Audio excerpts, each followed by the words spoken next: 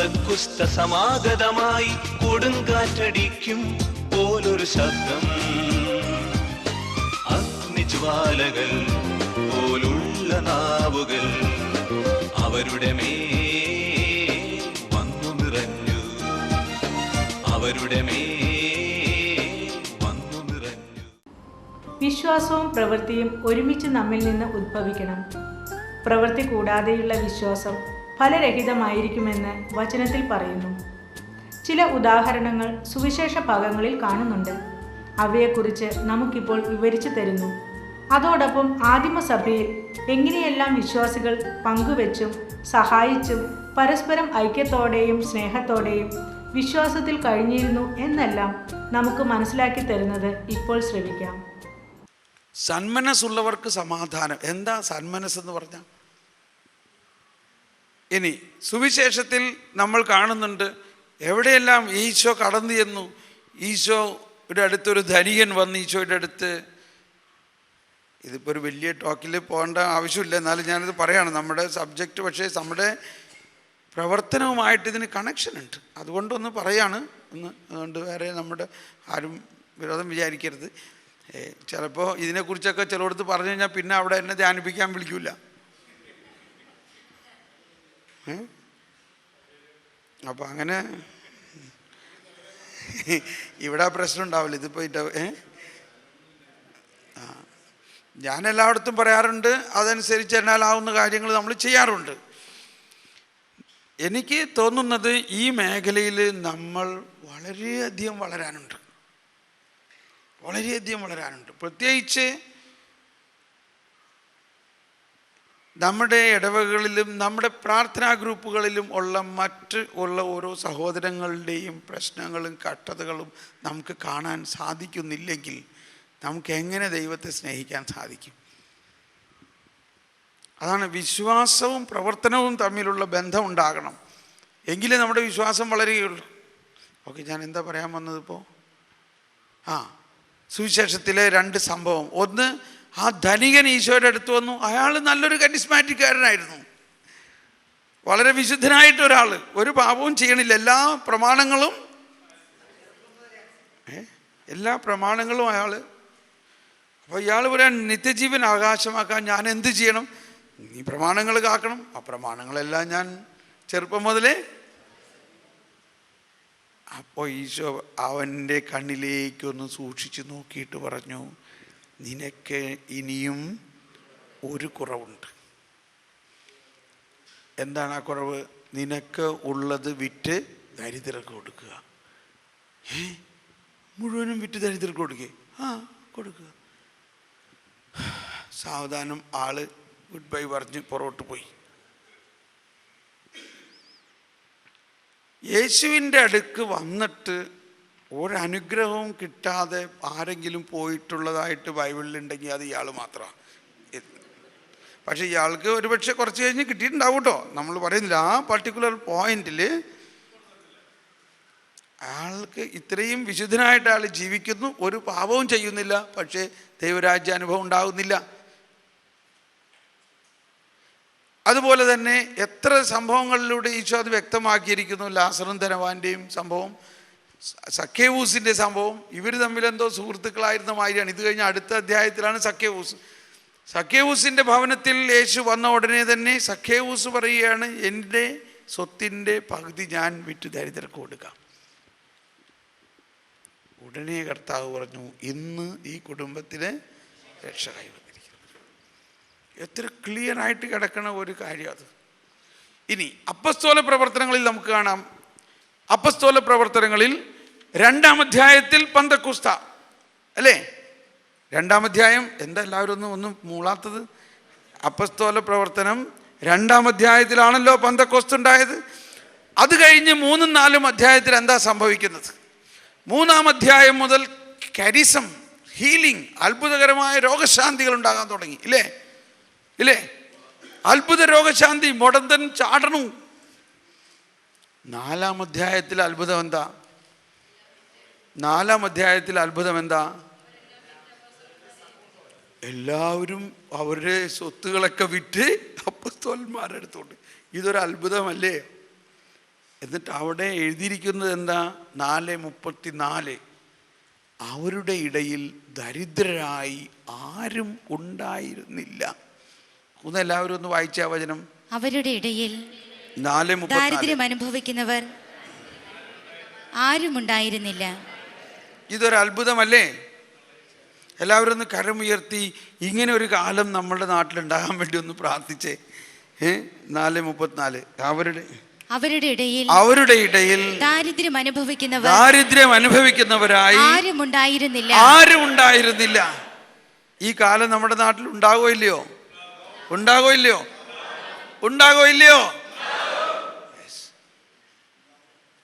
ഉണ്ടാകണം. ഓക്കെ, അപ്പോൾ നമ്മൾ പറഞ്ഞു വന്നത്, വചനം എൻ്റെ മനസ്സിൽ ഇപ്പോഴും കിടക്കുന്നത് യാക്കോബിൻ്റെ 2:14 അല്ലേ? എന്താണ് യാക്കോബ് 2:14 പറയുന്നത്? 2:19 എല്ലാം വിശ്വാസവും പ്രവൃത്തിയും. വിശ്വാസം മാത്രം ഉണ്ടായാൽ പോരാ, അത് പ്രവൃത്തി. അപ്പോൾ നമ്മൾ ഇതിപ്പോൾ വ്യക്തിപരമായ കാര്യങ്ങളും കൂടിയാണ്. അപ്പോൾ പക്ഷെ എന്നാലും ഈ ആശയം തീർച്ചയായിട്ടും നമ്മൾ ഉൾക്കൊള്ളണം. ഈ ആശയം നമ്മളുടെ കയ്യിൽ ഇല്ലെങ്കിലും മറ്റുള്ളവരിൽ നിന്നും അന്വേഷിച്ച് കണ്ടുപിടിച്ച് കൊടുക്കണം. അതല്ലേ ലൂക്ക 11:5 അഞ്ചോ രണ്ടാമത്തെ പാരഗ്രാഫ് 5 മുതൽ അതൊന്ന് വായിച്ചേ. അവൻ അവരോട് പറഞ്ഞു, നിങ്ങളിൽ ഒരുവന് ഒരു സ്നേഹിതനുണ്ടെന്നിരിക്കട്ടെ. അർദ്ധരാത്രി അവൻ്റെ അടുത്ത് ചെന്നവൻ പറയുന്നു, സ്നേഹിത, എനിക്ക് 3 അപ്പം വായ്പ തരിക. ഒരു സ്നേഹിതൻ യാത്രാമധ്യേ എൻ്റെ അടുക്കൽ വന്നിരിക്കുന്നു, അവന് കൊടുക്കാൻ എനിക്കൊന്നുമില്ല. അപ്പോൾ അവൻ്റെ സ്നേഹിതനകത്ത് നിന്ന് ഇങ്ങനെ മറുപടി പറയുന്നു, എന്നെ ഉപദ്രവിക്കരുത്, കഥ കടച്ചു കഴിഞ്ഞു, എൻ്റെ കുഞ്ഞുങ്ങളും എൻ്റെ കൂടെ കിടക്കയിലാണ്, എഴുന്നേറ്റ് നിനക്കൊന്നും തരാൻ സാധിക്കുകയില്ല. ഞാൻ നിങ്ങളോട് പറയുന്നു, അവൻ സ്നേഹിതനാണെന്നതിൻ്റെ പേരിൽ അവന് ഒന്നും കൊടുക്കുകയില്ലെങ്കിൽ തന്നെ നിർബന്ധ നിമിത്തം എഴുന്നേറ്റ് അവന് വേണ്ടത് നൽകും. ഈ പാരഗ്രാഫ് പ്രാർത്ഥനയുടെയും മധ്യസ്ഥ പ്രാർത്ഥനയുടെയും കാര്യം പറയാൻ വേണ്ടി പറഞ്ഞതാ. നമ്മൾ മറ്റുള്ളവർക്ക് വേണ്ടി പ്രാർത്ഥിക്കുന്ന കാര്യമാണ്. പാതിരാത്രിക്ക് എണിറ്റ് പോയി വേറൊരുത്തരെ നിർബന്ധിച്ച് കൊടുക്കണത്. പക്ഷേ അതേ സമയം തന്നെ എന്തുകൊണ്ട് ഇയാൾ അപ്പമില്ലാത്ത ഒരുവന് വേണ്ടി വാദിച്ചുകൊണ്ട് മറ്റൊരാളുടെ അടുത്ത് പോയിട്ട് ചോദിച്ചു വാങ്ങുന്നു? അവിടെ പരസ്നേഹത്തിൻ്റെ വലിയൊരു രഹസ്യമില്ലേ അവിടെ? ഓക്കെ, ഇത്രയും മതി. അപ്പോൾ വിശ്വാസം, കാരിസ്മാറ്റിക് ഗിഫ്റ്റ് ഓഫ് ഫെയ്ത്ത്. നമ്മളിൽ വിശ്വാസം ശക്തമാകണമെങ്കിൽ 1, ദൈവവചനം ആഴമായി നമ്മളിൽ നിറയണം. 2, പ്രബോധനങ്ങളിൽ നമ്മൾ അടിസ്ഥാനമിടണം. 3, നമ്മുടെ വിശ്വാസവും പ്രവൃത്തിയും കൂടി ചേർന്ന് പോകണം. നമ്മുടെ വിശ്വാസം. ഓക്കെ, ഇനി രോഗശാന്തി വരം അത്ഭുത പ്രവർത്തനങ്ങൾ നടത്തുന്ന വരം. എന്താണ് ഇതിൻ്റെ ഒരു പ്രവർത്തന ശൈലി? എങ്ങനെയാണ്? ഇപ്പോൾ നമ്മൾ സാധാരണ രോഗശാന്തി ഒരുപാട് പ്രാർത്ഥിക്കാറുള്ളതാണ്. പ്രധാനമായിട്ടൊന്ന്, നമ്മൾ ആർക്ക് വേണ്ടി പ്രാർത്ഥിക്കുന്നുവോ അവരിൽ യേശുവിനെ കാണുക. ഈശോ പറഞ്ഞു, നീ ഈ ചെറിയവരിൽ ഒരുവന് ചെയ്തപ്പോഴെല്ലാം എനിക്കാണ് ചെയ്തത്. ഞാൻ രോഗിയായിരുന്നു, നീ എന്നെ വന്ന് കണ്ടു. ഞാൻ ചില പട്ടണങ്ങളിലൊക്കെ പോകുമ്പോൾ അവിടെ നമ്മളുടെ കരിസ്മാറ്റിക് ധ്യാനമുണ്ടെങ്കിൽ ചെറിയ ചെറിയ രോഗികളൊക്കെ അവിടെ വരും. ശരിയായിട്ടുള്ള രോഗികൾ അവിടെ വരുമോ? കാരണം അവർക്ക് നടക്കാൻ പാടില്ല, അവർ തളർന്ന് കിടക്കായിരിക്കും. അപ്പോൾ നമ്മൾ എന്ത് ചെയ്യണം? നമ്മൾ അന്വേഷിച്ച്, അപ്പോൾ ഞാൻ ചിലപ്പോൾ ഇങ്ങനെ അനൗൺസ് ചെയ്യും, ഈ 4 ദിവസം ഇവിടെ ഉള്ള സമയത്ത് ഏതെങ്കിലും ഒരു ദിവസം അടുത്ത് എവിടെയെങ്കിലും രോഗികളുണ്ടെങ്കിൽ അവിടെ പോയി കാണാം. എന്തുകൊണ്ടാണ് പറയണത്? കർത്താവ് പറഞ്ഞിട്ടുണ്ട്, നമ്മളൊരു രോഗിയെ പോയി കാണുകയും അവർക്ക് വേണ്ടി പ്രാർത്ഥിക്കുകയും ചെയ്യുമ്പോൾ ആരെ തന്നെയാണ് കാണുന്നത്? ഓക്കെ, ഈ ബോധ്യത്തിലൂടെ, ഇതാണ് ആദ്യം ഉണ്ടാകേണ്ട ബോധ്യം. ഇപ്പോൾ നമ്മളിൽ വസിക്കുന്ന ദൈവം, നമുക്ക് അഭിഷേകം നൽകിയിരിക്കുന്ന ദൈവം ഈ സമയത്ത് വളരെ സന്തോഷിക്കുകയാണ്. ഇനി രണ്ടാമത്, ആ രോഗിയോട് അനുകമ്പ, കരുണ തോന്നുക. ദൈവത്തിൻ്റെ ഈ അത്ഭുത ശക്തിയുടെ പ്രവാഹത്തിൽ നമ്മൾ ഒരിക്കൽ അത് മനസ്സിലാക്കി കഴിഞ്ഞതാണ്. Wonders and miracles happens through the merciful and compassionate love of God. ഒരു നാണയത്തിൻ്റെ രണ്ട് വശം പോലെയാണ്. യേശു ജനാവലിയെ കണ്ടപ്പോൾ അനുകമ്പ തോന്നി, അതൊരു വശം, നാണയത്തിൻ്റെ ഒരു വശം പോലെ. മറുവശം എന്താണ്? അവൻ അവരോട് പറഞ്ഞു, നിങ്ങളെല്ലാവരെയും അവരെ അവിടെ ഇരുത്തുക, അവർക്കെല്ലാവർക്കും ഭക്ഷണം കൊടുക്കണം. ഇതാ അത്ഭുതം നടക്കുന്നു. ഈ ആശയം നമ്മുടെ ശുശ്രൂഷയിൽ ഉണ്ടായിരിക്കണം. നമ്മൾ ആർക്ക് വേണ്ടി പ്രാർത്ഥിക്കുന്നുവോ ആ പ്രാർത്ഥിക്കുന്ന വ്യക്തിയോട് അനുകമ്പ ഉണ്ടാകണം, സ്നേഹം ഉണ്ടാകണം. ഇനി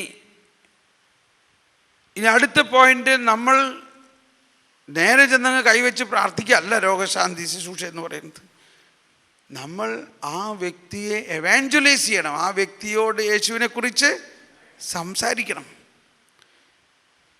ആ വ്യക്തിയോട് വചനം പ്രഘോഷിക്കണം. വചനത്തിൻ്റെ അടിസ്ഥാനപരമായ 3-4 കാര്യങ്ങൾ. ഒന്ന്, ദൈവം സ്നേഹമാണ്, ദൈവം ആ വ്യക്തിയെ സ്നേഹിക്കുന്നു, ദൈവത്തിൻ്റെ ആലയമാണ്, പരിശുദ്ധാത്മാവിൻ്റെ ആലയമാണ്, ദൈവം അവനിൽ വസിക്കുന്നു. 2, ദൈവം പാപങ്ങൾ ക്ഷമിക്കുന്നു, പാപങ്ങൾ പൊറുക്കുന്നു, പാപങ്ങളിൽ നിന്ന് മോചനം നൽകുന്നു. അങ്ങനെ എന്തെങ്കിലും പാപത്തിൻ്റെ മേഖലകളുണ്ടെങ്കിൽ അത് പശ്ചാത്തപിക്കുന്നതിന് ആ വ്യക്തിയെ നയിക്കണം. അപ്പോൾ ഇതെല്ലാം വാസ്തവത്തിൽ നമ്മൾ മറ്റ് വരങ്ങൾ കൂടി, മറ്റ് വരദാനങ്ങളെ ഒരുമിപ്പിച്ച് പ്രവർത്തിപ്പിക്കുകയാണെങ്കിൽ, ഞാൻ ഓർക്കുകയാണ്, ഇപ്പോൾ ഒരു സഹോദരി പ്രാർത്ഥിക്കാൻ വന്നു. അപ്പോൾ വിശുദ്ധ കുർബാന കഴിഞ്ഞിട്ട് ഒരു പ്രാർത്ഥനാ ശുശ്രൂഷയുണ്ട്. ആ പ്രാർത്ഥനാ ശുശ്രൂഷയിൽ രോഗശാന്തി ശുശ്രൂഷയിൽ ആളുകളിങ്ങനെ വന്ന് നമ്മളിങ്ങനെ ഓരോരുത്തർക്ക് വേണ്ടി പ്രാർത്ഥിക്കും. വളരെ ക്യാൻസർ രോഗമായിട്ട്, ടെർമിനൽ ക്യാൻസർ, അധികം താമസിയാതെ മരിക്കും. അങ്ങനെ ഒരു സഹോദരിയെ 2 പേര് കൂടി പിടിച്ചു കൊണ്ടുവന്നു. അപ്പോൾ നമുക്കൊന്നും ഇനി നോക്കാനോ പറയാനൊന്നുമില്ല, ഇവരെ ഇങ്ങനെ കൊണ്ടുവന്നിരിക്കുകയാണ് നമ്മുടെ അടുത്തേക്ക്. ഇവരിങ്ങനെ അടുത്ത് മരിക്കും, അതുകൊണ്ട് ബ്രദർ ഒന്ന് പ്രാർത്ഥിച്ചേക്കാൻ പറഞ്ഞു.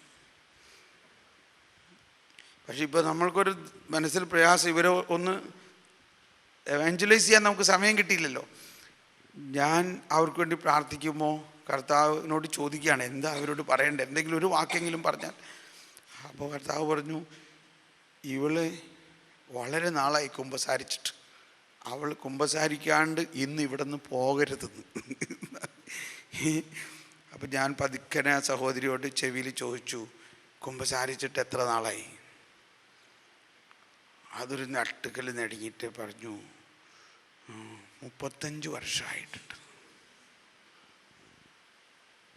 അപ്പോൾ എനിക്ക് ഭയങ്കര സന്തോഷമായി. ഒരു വലിയ മീൻ പിടിച്ചമായിരിക്കും, ഒരു വലിയൊരു നിധി ഇങ്ങനെ നമ്മുടെ കയ്യിൽ കിട്ടിയ മാതിരി. കർത്താവ് പറഞ്ഞിരിക്കുകയാണ്, ഇനി ഇവളിന്ന് ഇവിടുന്ന് കുമ്പസാരിക്കാണ്ട് പോകരുത്. അപ്പോൾ ഞാൻ ഉള്ളൊരുക്കി പ്രാർത്ഥിച്ചു, അതിന് വേണ്ടി ഞാൻ പ്രാർത്ഥിച്ചു. ഇന്ന് തന്നെ ഇപ്പോൾ ഇവിടെ വെച്ചാൽ ഒരു നല്ല കുമ്പസാരം കിട്ടാൻ വേണ്ടി ഞാൻ പറഞ്ഞു, നിങ്ങളൊരു മിനിറ്റ് ഇവിടെ ഇരിക്കും, ഞാൻ കൂടുതൽ സമയം സംസാരിക്കാമെന്ന് പറഞ്ഞു. അവിടെ ഇരുത്തി ഈ പ്രാർത്ഥന കഴിഞ്ഞ ഉടനെ തന്നെ അവരുടെ അടുത്ത് പോയി കുറച്ച് നേരം സംസാരിച്ച് അവരെ കുമ്പസാരത്തിന് ഒരുക്കി. എൻ്റെ കൂടെ ഉണ്ടായിരുന്ന അച്ഛനോട് ഞാൻ സ്വകാര്യമായിട്ട് പറഞ്ഞു, അച്ഛൻ വേഗം പോയേക്കരുത്, അച്ഛൻ ഇവിടെ തന്നെ നിൽക്കണം, ഇങ്ങനെ ഒരു വളരെ ഇമ്പോർട്ടൻ്റ് ആയിട്ടുള്ള ഒരു കാര്യമുണ്ട്, ഈ സഹോദരിയെ ഒന്ന് കുമ്പസാരിപ്പിക്കണം എന്ന് പറഞ്ഞു. അച്ഛൻ സമ്മതിച്ചു. അങ്ങനെ ആ സഹോദരി അന്ന് കുമ്പസാരിച്ചു. 35 വർഷങ്ങൾക്ക് ശേഷമുള്ള കുമ്പസാരം. 1.5 മണിക്കൂർ നീണ്ടു നിന്നു. രാത്രി ഒരുപാടായി, ഞങ്ങളവിടെ നോക്കിയിരുന്നു. അങ്ങനെ കുമ്പസാരം കഴിഞ്ഞു പോയി. ഈ സഹോദരിയെ 2 പേര് പിടിച്ചു കൊണ്ടുവന്നിരുന്ന ഈ സഹോദരി ഇതാ പിറ്റേ ദിവസം നടന്ന് താനെ ധ്യാനത്തിന് വന്നിരിക്കണം. Praise the Lord. അവർ മരിക്കും. മരണം ജീവിതത്തിൻ്റെ ഒരു യാഥാർത്ഥ്യമാണ്. നമ്മൾ എല്ലാവരും മരിക്കാതിരിക്കാൻ വേണ്ടിയാണോ പ്രാർത്ഥിക്കണേ? അവർ മരിച്ചോട്ടെ. പക്ഷെ ഇപ്പോൾ അവർ പറയുകയാണ്, അവർ മരിച്ചു. മരണത്തിന് മുമ്പ് അവർ പറഞ്ഞതാണ്, ഞാനൊരു പട്ടിയെ പോലെ മരിക്കേണ്ടതായിരുന്നു, പക്ഷേ ഇപ്പോൾ ഞാനൊരു മാലാഖയെ പോലെ മരിക്കാൻ സാധിച്ചു. എന്ന് ആ ബ്രദറിനോടൊന്ന് പറഞ്ഞേക്കെന്നും പറഞ്ഞുകൊണ്ട് ഇല്ലേ. 1 മാസത്തോളം കഴിഞ്ഞപ്പോൾ അവർ മരിച്ചു. അപ്പോൾ നമ്മൾ രോഗശാന്തി പ്രാർത്ഥിക്കുമ്പോൾ പ്രധാനമായിട്ട് അവരുടെ ആത്മാവ് നിത്യജീവനിൽ പ്രവേശിക്കണം. അവർ മരിച്ചോട്ടെ, പക്ഷേ അവർ നിത്യജീവൻ്റെ പ്രവേശിക്കണം വേണ്ടിയുള്ള ഒരുക്കം കൂടി ആയിരിക്കണം നമ്മുടെ ശുശ്രൂഷ. അപ്പോൾ രോഗശാന്തിയുടെ ഒരു പ്രധാന ഘടകം, ശാരീരികമായ രോഗശാന്തിക്ക് വേണ്ടി നമ്മൾ പ്രാർത്ഥിക്കുമ്പോഴും തീർച്ചയായിട്ടും ആത്മാവിൽ സ്പർശിച്ചിട്ടല്ലാതെ കൃപ ശരീരത്തിലേക്ക് ഒഴുകില്ല. അപ്പോൾ ചിലർ പറയുമോ നിങ്ങൾ ശാരീരികമായിട്ട് പ്രാർത്ഥിച്ചാൽ മാത്രം പോരാ. ശരിയാണ്, മാത്രം പോരാ. പക്ഷെ എന്നിരുന്നാലും ഒരു നിവൃത്തി കിട്ടിയില്ലെങ്കിൽ നമ്മൾ ശാരീരികമായ രോഗശാന്തിക്ക് വേണ്ടി പ്രാർത്ഥിക്കുമ്പോഴും കൃപ ആത്മാവിൽ സ്പർശിച്ചിട്ടാണ് ഒഴുകുന്നത്. ഇപ്പോൾ തലയിൽ കൈവച്ച് പ്രാർത്ഥിച്ചാൽ തലയിൽ നേരിട്ടല്ല സൗഖ്യം ഉണ്ടാവുന്നത്. എവിടെയാണ് കൃപ ഒഴുകുന്നത്? ആത്മാവിലേക്ക്. അവിടെ നിന്നാണ് കൃപ മറ്റ് ശരീരത്തിൻ്റെ ഭാഗങ്ങളിലേക്ക് വരുന്നത്. പക്ഷേ അതേ സമയത്ത് നമ്മൾക്കുണ്ടാകേണ്ട ബോധ്യം, പരിശുദ്ധാത്മാവിൻ്റെ സഹായത്തോടെ ദർശനവരങ്ങൾ, പ്രവചനവരങ്ങൾ ഉപയോഗിച്ചുകൊണ്ട് ആ വ്യക്തിയുടെ രോഗത്തിൻ്റെ കാരണവും ആ വ്യക്തിയുടെ ആത്മാവിൻ്റെ അവസ്ഥയും ഒരു സ്കാൻ ചെയ്യുന്ന പോലെ നമ്മൾ കണ്ടുപിടിക്കണം, അവരെ സഹായിക്കണം.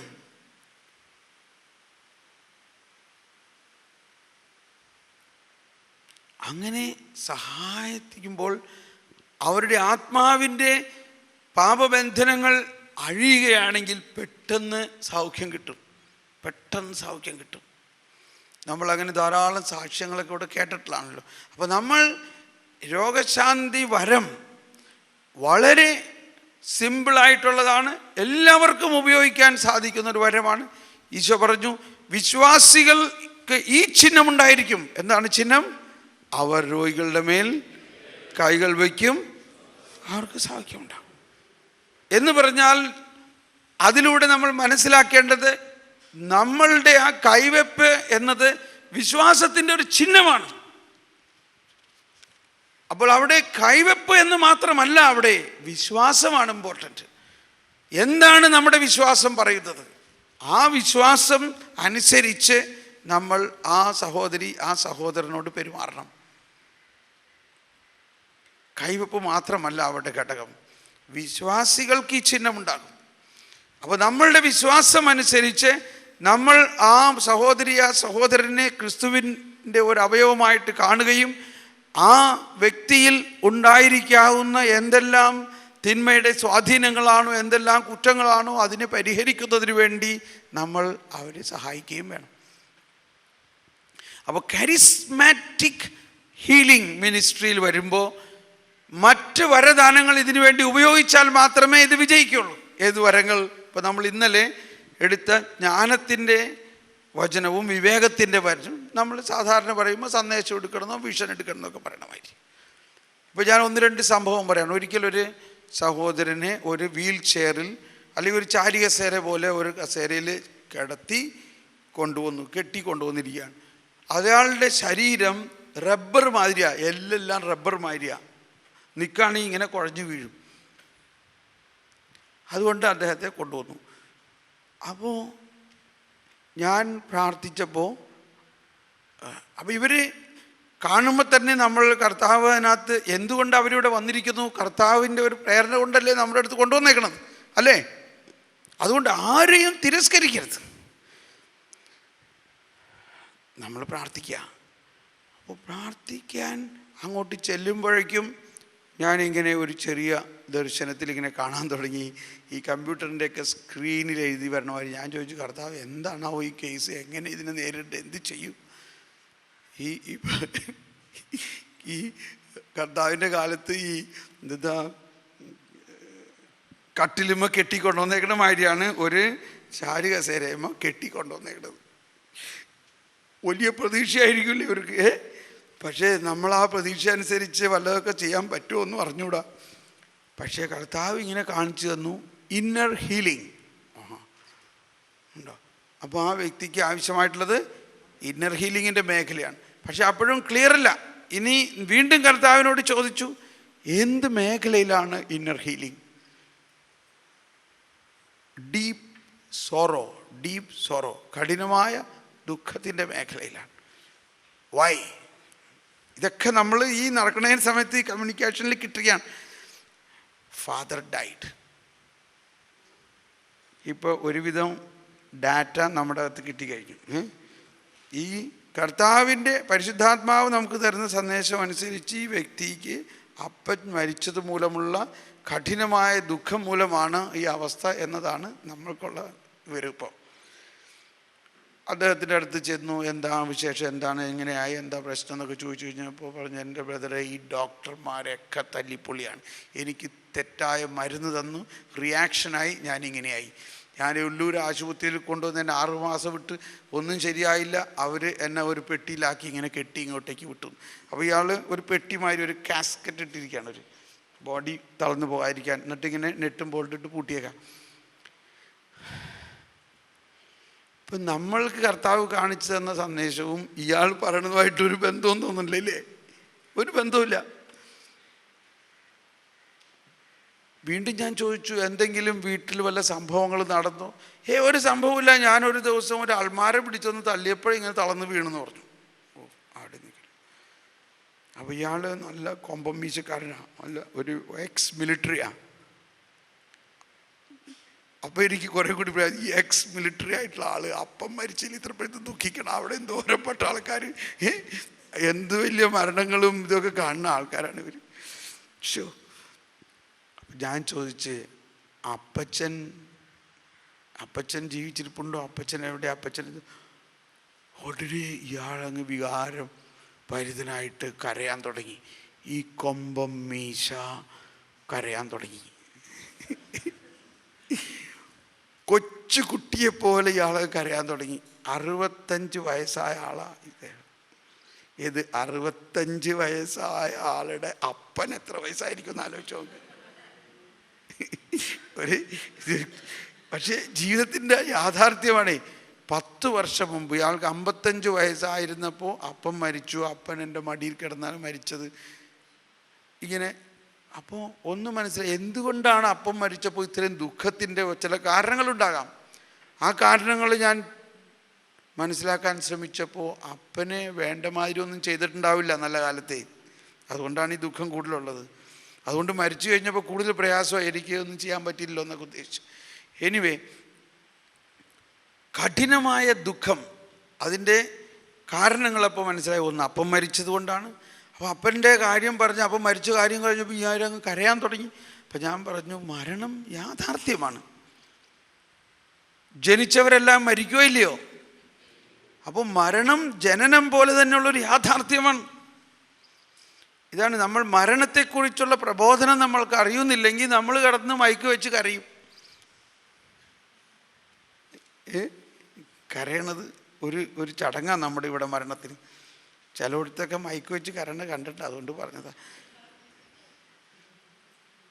അത്രയ്ക്ക് വലിയ കരയേണ്ട ഒരു കാര്യമല്ല. എനിക്ക് മരണം വളരെ സന്തോഷകരമായൊരു കാര്യം. ആരെങ്കിലും മരിച്ചെന്നറിയുമ്പോൾ എനിക്ക് ഉടനെ സന്തോഷം. ഓ, അപ്പോൾ അയാൾ അവിടെ ചെന്നു, അയാൾ ഇവിടെ നിന്ന് വിട്ട് കർത്താവിൻ്റെ അടുത്തേക്ക് പോണതിൻ്റെ ആ വലിയൊരു അനുഭവത്തിലൂടെ കടന്നു പോയിരിക്കുക. എനിക്ക് സന്തോഷമാണ് മരണം. എനിവേ, അപ്പോൾ ഇദ്ദേഹത്തെ ഞാൻ പറഞ്ഞു മനസ്സിലാക്കി, മരണം എന്നത് യാഥാർത്ഥ്യമാണ്, സത്യമാണത്. യാതൊരു നുണ അതിനകത്തില്ല. ജനിച്ചവർ എല്ലാം മരിക്കും. നാളെ ഞാനും മരിക്കും, നിങ്ങളും മരിക്കും.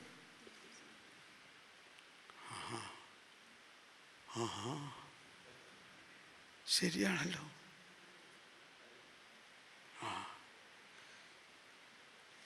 മരണം ദൈവത്തിൻ്റെ പ്രവർത്തനമാണ്. കർത്താവ് പറഞ്ഞിട്ടുണ്ട്, നിന്റെ ഒരു തലമുടി നാര് പോലും ഞാൻ അറിയാണ്ട് താഴെ വീഴില്ല. അപ്പോൾ നമ്മൾ മരിക്കുന്നുണ്ടെങ്കിൽ, നമ്മുടെ മാതാപിതാക്കൾ മരിക്കുന്നുണ്ടെങ്കിൽ, നമ്മുടെ ഏറ്റവും സ്വന്തക്കാർ മരിക്കുന്നുണ്ടെങ്കിൽ ദൈവം അറിയാതെ മരിക്കുമോ?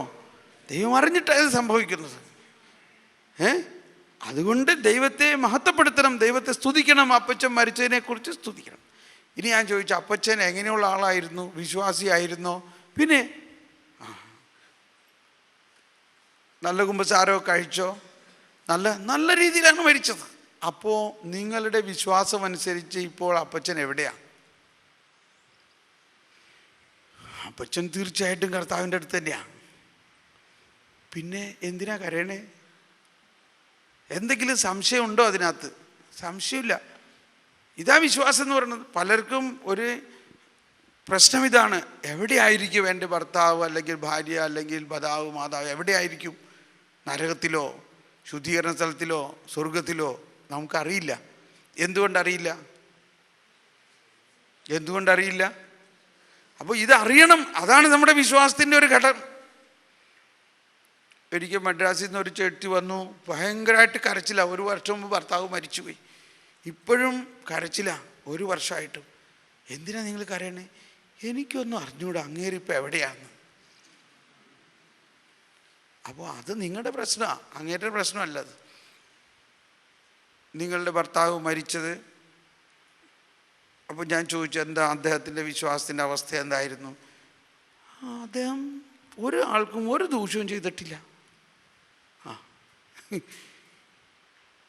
എന്താ നമ്മുടെ വിശ്വാസം? ബൈബിൾ എന്തു പറയുന്നു? യേശു ക്രിസ്തുവിൽ അയാൾ വിശ്വസിക്കുന്നുവോ? വിശ്വസിക്കുന്നു. പിന്നെ വിശ്വസിക്കുന്നവൻ എന്ത് കിട്ടും? വിശ്വസിക്കുന്നവന് നിത്യജീവനുണ്ട്. എന്നും കുർബാനയ്ക്ക് പോയി, അറ്റ്ലീസ്റ്റ് ഞായറാഴ്ച കുർബാനയ്ക്ക് പോയിരുന്നോ? പിന്നെ ഈശോ എന്താ പറഞ്ഞത്? എൻ്റെ ശരീരം ഭക്ഷിക്കുകയും രക്തം പാനം ചെയ്യുന്നവന് നിത്യജീവനുണ്ടെന്ന് വിശ്വസിക്കുന്നുവോ? വിശ്വസിക്കുന്നുണ്ട്. എങ്കിൽ നിങ്ങളുടെ ഭർത്താവ് എല്ലാ ദിവസവും അല്ലെങ്കിൽ ഞായറാഴ്ച ദിവസങ്ങളിലെല്ലാം യേശുവിൻ്റെ ശരീരവും രക്തവും ഭക്ഷിച്ച് നല്ല കുമ്പസാരം നടത്തി മരിച്ച ഒരാൾ നിങ്ങളുടെ വിശ്വാസ പ്രമാണം അനുസരിച്ച് എവിടെയായിരിക്കും? ഇത് വിശ്വസിക്കണം.